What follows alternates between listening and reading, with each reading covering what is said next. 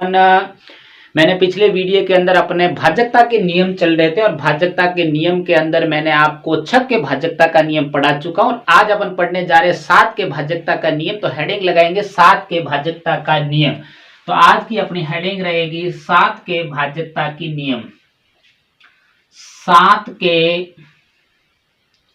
भाजकता, 7 के भाजकता का नियम।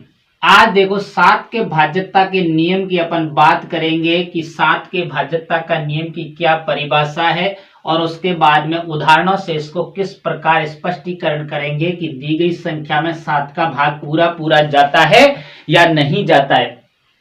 तो मैं बहुत ही आसान तरीके से पढ़ाऊंगा, आप अच्छे से ध्यान देना इसके ऊपर। तो सबसे पहले अपन हेडिंग लगाएंगे परिभाषा, 7 के भाजकता के नियम की परिभाषा। अब देखो, आप मेरे किशनलाल मैथ यूट्यूब चैनल पर आप जाइए सभी और वहां से देखिए, मैंने सामान्य गणित के बहुत सारे वीडियो डाल रखे हैं, तो वहां से देखना। बहुत ही आसान तरीके में डालेगा। अगर मेरे वीडियो आपको अच्छे लगे तो मेरे चैनल को सब्सक्राइब जरूर करना, क्योंकि आपके छोटे से सहयोग से हमारा बहुत बड़ा सहयोग होगा। तो आज देखिए अपन 7 के भाजकता के नियम के बारे में अगर परिभाषा की चर्चा करते हैं तो ध्यान से देखना। इधर है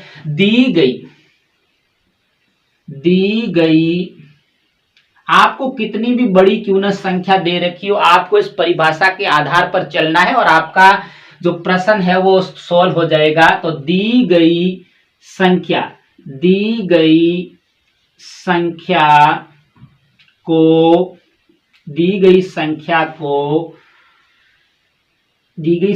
के लिखो। दी गई संख्या के इकाई का अंक, दी गई संख्या के इकाई का अंक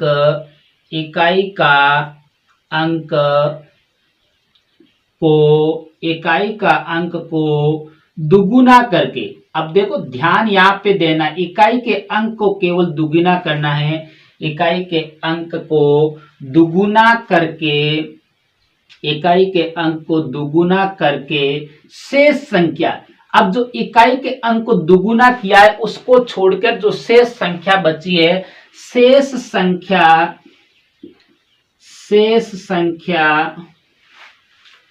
में से तब तक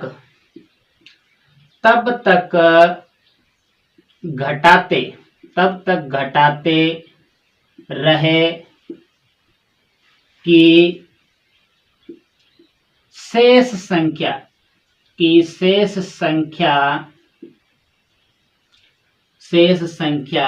0 या 7 से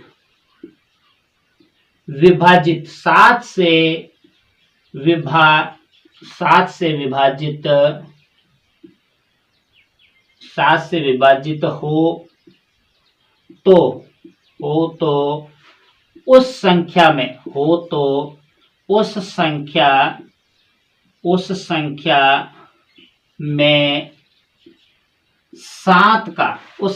में 7 का भाग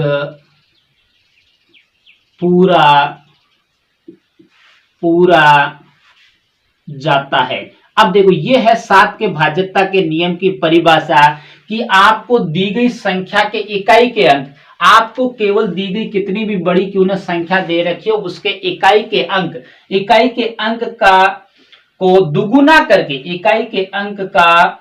को दुगुना करके शेष संख्या में से तब तक घटाते रही। आप उदाहरण के माध्यम से मैं आपको समझाऊंगा कि कैसे उसको शेष संख्या में से घटाना है। वो उदाहरण से समझेंगे कि शेष संख्या घटाने के बाद में अगर शेष संख्या 0 या 7 से विभाजित हो तो उस संख्या के अंदर 7 का भाग पूरा जाएगा। यह है 7 के भाजकता के नियम की परिभाषा। और परिभाषा के आधार पर अपन उदाहरणों को समझेंगे कि उदाहरण क्या है, उदाहरण के बारे में चर्चा करेंगे। तो अपन देखो उदाहरण नंबर 1 462। पहला उदाहरण आपके सामने है 462। अब देखो अपन इसी परिभाषा के आधार पर इस उदाहरण को हल करेंगे। सबसे पहले आपको लेना है इकाई का अंक। देखो ध्यान देना विशेष, अगर एक बार समझ में आएगा तो आप कितने भी बड़े क्यों ना उदाहरणों आप आसानी से सरल कर सकते हो कि उस संख्या के अंदर 7 का भाग जा रहा है कि नहीं जा रहा है। बस केवल एक दो उदाहरण आप आराम से समझिए और उसके बाद में कोई सा भी उदाहरण आप सरल कर सकते हो। तो आप सबसे पहले लीजिए इकाई का अंक। इकाई का अंक अपन के क्या है, 2 है इसके अंदर। अब देखो परिभाषा, इकाई का अंक लेना, यहां से देखिए परिभाषा कि इकाई का अंक, इकाई के अंक को दुगुना करना है। अब देखो इस इकाई के अंक को आपको दुगुना मतलब 2 से गुणा करना है तो कितना हो गया, 4। ये इकाई का अंक क्या हो गया, दुगुना। अब अपना देखिए इकाई के अंक को दुगुना करके शेष संख्या, अब देखो मैंने क्या कहा कि इकाई के अंक को छोड़ देना, शेष संख्या कौन सी बची, तो यहां से अपन देखेंगे शेष संख्या। अब देखो शेष संख्या कौन सी बची, शेष संख्या अपन के पास बची 46। कौन सी बची, 46। अब देखो 46 में से आपको क्या करना है, शेष संख्या में से तब तक घटाते रहिए। आपको क्या कैसे घटाना है, देखो ये 4 बचा है, दुगुना किया उसको घटाना है, इसमें से जो शेष संख्या है उसी में से 4 को घटाना है। अब देखिए 4 को घटाने के बाद में कितने बचे अपने के पास, 42 बचे। कितने बचे, 42 बचे। अब देखिए ये तो 42 अपने 7 से विभाजित हो रही है, देखो ये देखो 7 से विभाजित है संख्या, 7 छक्के 42, मतलब कि पूरा पूरा इसके अंदर भाग जा रहा है। इसीलिए ये 7 से 462, ये 7 से पूर्णतः विभाजित होगी। मान लीजिए अभी भी देखो यहां से देखना है कि आपको ये रखा मैंने लिखा है तब तक घटाते रहे, इसका मतलब ये हुआ कि मान लीजिए यहां थोड़ी कोई बड़ी संख्या होती, एक बार घटाने के बाद में भी अगर बड़ी संख्या होती तो आप जो संख्या बची है उसका भी इकाई का अंक लेते और शेष संख्या जो भी बची है उसमें से आप अगर घटाते, तो अगर फिर भी वैसे डबल करके उसको दुगुना करके घटाते और अगर 7 से विभाजित संख्या बच जाती तो अपना तो यहां तक ही फाइनल हो गया, क्योंकि ये 7 से विभाजित संख्या आ गई, तब अपन को आगे घटाना नहीं पड़ा। इस कारण आप और भी आगे ऐसे घटा सकते हैं और 7 से विभाजित संख्या मिलनी चाहिए या 0 आना चाहिए, तो उस संख्या के अंदर 7 का भाग पूरा पूरा जाएगा। अगला एक और उदाहरण देखिए नंबर 2 पे, वही देखिए 581। देखो बहुत सारे उदाहरण है, इसको अपन 2 उदाहरणों के माध्यम से समझेंगे और भी आप भी उदाहरण ले आना और उदाहरणों से समझना। जैसे कि आपके सामने संख्या ये 581। अब देखो 581, इसमें अपन को वही लेना है कि इकाई का अंक, इकाई अंक। अब देखो इकाई का अंक इसके अंदर कौन सा रहेगा, आपके सामने ये पड़ा 1 रहेगा। कौन सा रहेगा, 1। इसको क्या करना है, दुगुना करना है। इकाई के अंक को आपको दुगुना करना है, यहां ध्यान रखना विशेष, दुगुना। दुगुना की बात यहां पे ध्यान रखना, इकाई के अंक को आपको दुगुना करना है। कितना प्राप्त हुआ, 2 प्राप्त हुआ, यहां पे दुगुना किया है। क्या किया है, दुगुना किया है। अब देखो इकाई के अंक को आपको दुगुना करना है, उसके बाद में आपके पास में शेष संख्या कौन सी बची, यहां से ध्यान देना विशेष, शेष संख्या। अब देखो जो इकाई का अंक दुगुना किया है उसको छोड़ देना है, बाकी शेष संख्या बची उसको यहां लिखना है। शेष कौन सी बची, 1 को तो दुगुना कर दिया और 58 शेष बची, तो आपको यहां पे लिखना है 58, और जो दुगुना किया है वही इसी में से घटाना है, -2। अब देखो यहाँ पे कितने बचेंगे, यहाँ पे कितने बचेंगे, 56 बचेंगे। कितने बचेंगे, 56, क्योंकि 58 में से 2 गए, पीछे बचे 56।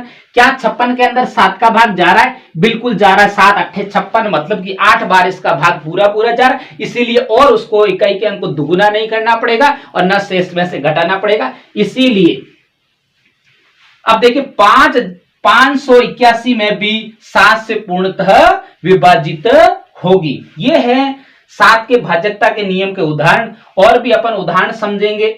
उससे पहले आपको एक और नोट है वो भी मैं लिखाऊंगा कि एक इसकी और क्या नोट है 7 के भाजकता के नियम का। उससे पहले अपन एक और उदाहरण समझते, जैसे कोई भी उदाहरण ले लो आपके, जैसे कि 3 4 2 3, जैसे कि ये उदाहरण ले लिया। अब इस उदाहरण को अपन अगर समझेंगे तो सबसे पहले आपको इकाई का अंक लेना है। क्या लेना है, इकाई अंक। अब देखो इसको इकाई का अंक क्या है, 3 है।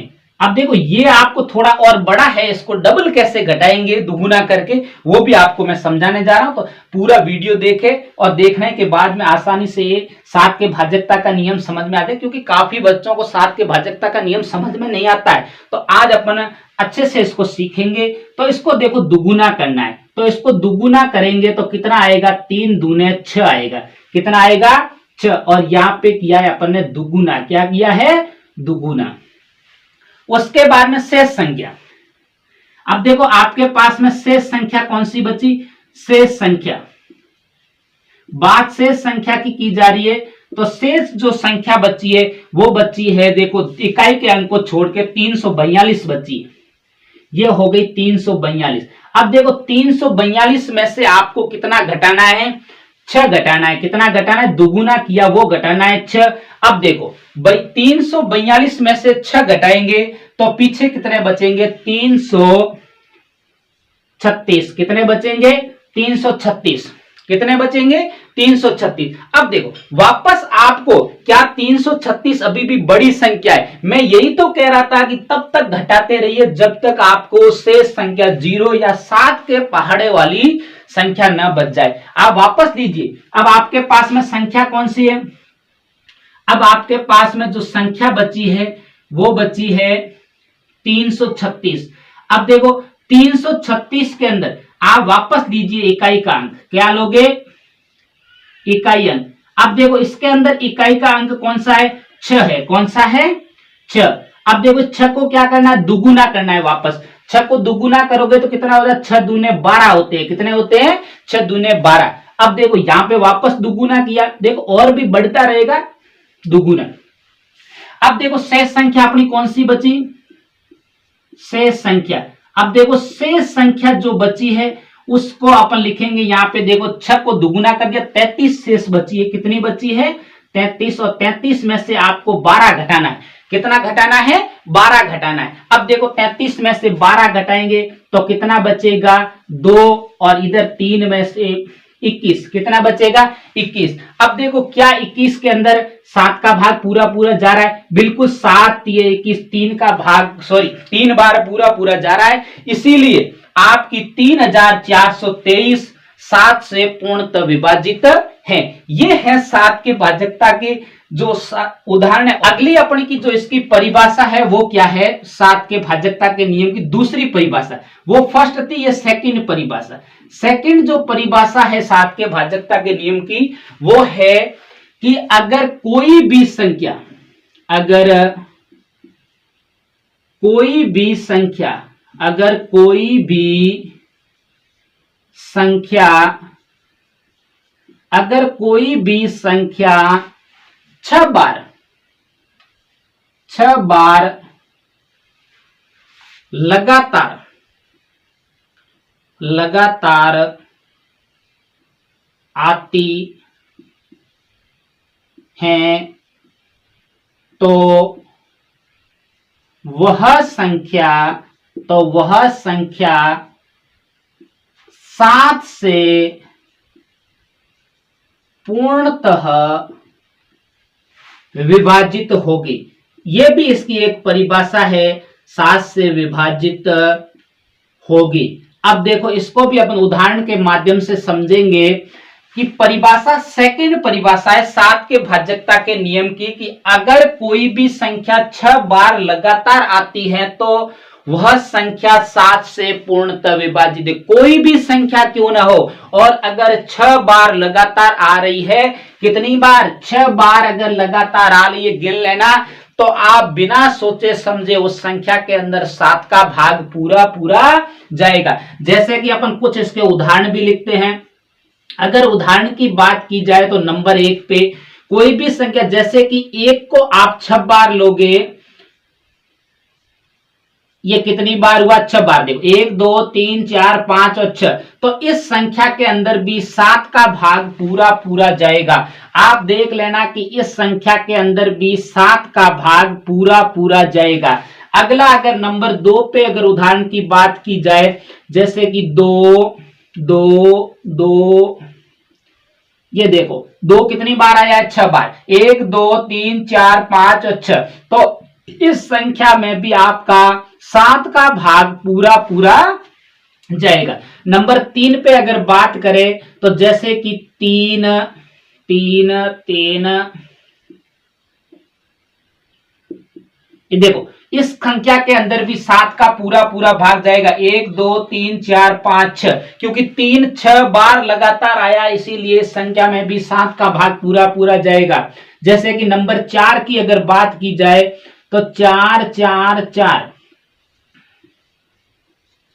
अब देखो इस संख्या में भी आपको 7 का भाग पूरा पूरा जाएगा। देखो 1 2 3 4 5 6, 4 6 बार लगातार आया इसलिए इसमें भी पूरा पूरा भाग जाएगा। नंबर 5 पे अगर बात की जाए, नंबर 5 पे अगर इसकी बात की जाए तो वो कौन सा होगा। अब देखो 5 5 5 5 5 और 5, 1 2 3 4 5 6 बार लगातार आया है तो इसमें भी 7 का भाग पूरा पूरा जाएगा। उसके बाद में अगर अगली बात की जाए 6 के नंबर की, तो 6 भी अगर देखो पूरा पूरा अगर 6 बार आ रहा है तो इसमें भी पूरा पूरा भाग जाएगा। ऐसे आप और भी आप उदाहरण बनाते रहना कि कोई भी संख्या 6 बार लगातार आनी चाहिए, 1 2 3 4 5 6, तो इस संख्या के अंदर भी 7 का भाग पूरा पूरा जाएगा। यह है 7 के भाजकता का नियम। तो मैं कल पढ़ाऊंगा आपको 8 के भाजकता का नियम। तब तक मेरे YouTube चैनल पर आप बने रहिए। मेरे वीडियो अच्छे लगे तो आगे शेयर करना और मेरे चैनल को सब्सक्राइब करना मेरे साथियों। नमस्ते।